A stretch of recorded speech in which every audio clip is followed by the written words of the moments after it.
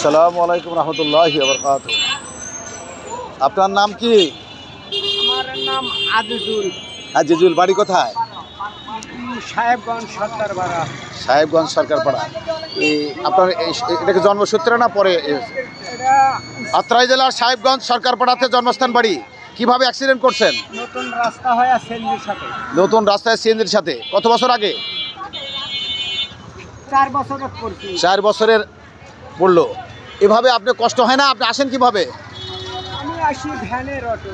ভ্যানের অটো, এটা সহকারে।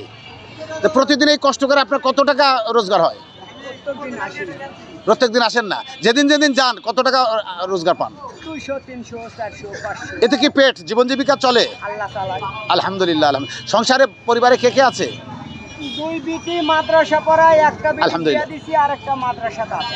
মোট চারখানা মেয়ে, কন্যা সন্তান? 2টাই বিটি। 2টাই বিটি। আলহামদুলিল্লাহ।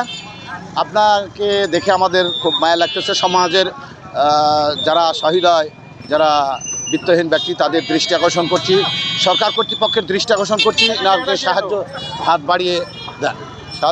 বাড়িয়ে দেন। দেখেন এই ব্যক্তিটা কিভাবে চলাফেরা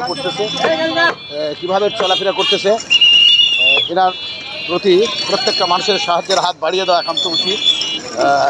প্রিয় দর্শকবৃন্দ, প্রতিবেদনটি প্রচার না করে থাকতে পারলাম না। ইনি একজন সমাজের অবহেলিত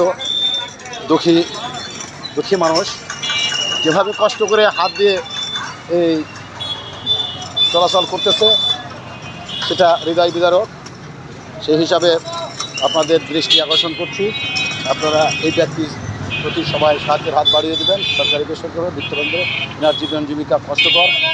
এই তথ্য প্রতিবেদনে এমডি আব্দুল হামিদ আজকে আপনাদের কাছে বিদায় নিচ্ছি। আসসালামু আলাইকুম। ওয়ালাইকুম সালাম রহমতুল্লাহ।